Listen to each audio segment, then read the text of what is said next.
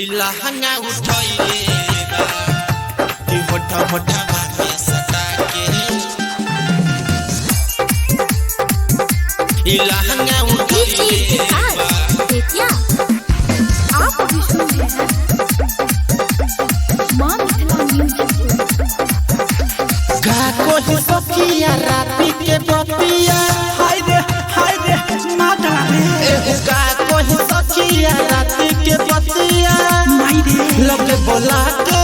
गोदी बैठा के सारा रतिया जगइले बा कि होठा होठा बाटे सटा के कि होठा होठा बाटे सटा के इलाहंगा उठोइले बा कि होठा होठा बाटे सटा के इलाहंगा उठोइले बा इलाहंगा उठोइले बा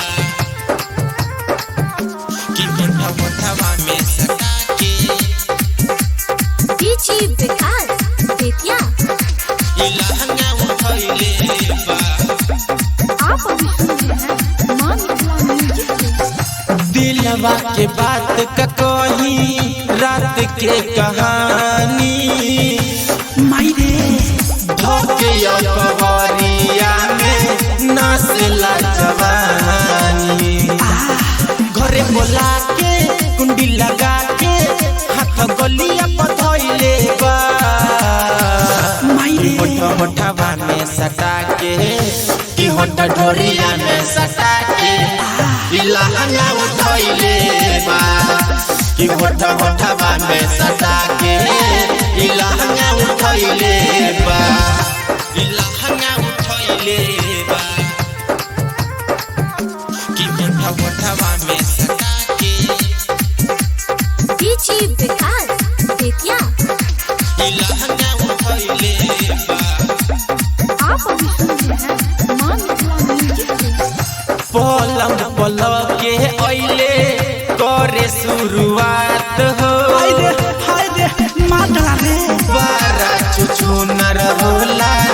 मरद के जात हो माता रे गगन राज संजय सूरज सब लोग बस कोइले बा कि होठा होठा में सटा के कि होठा होठा में सटा के इलाहंगा उठोइले बा कि होठा होठा में सटा के इलाहंगा उठोइले बा का कोई सखिया राती के बतिया हाय रे माता रे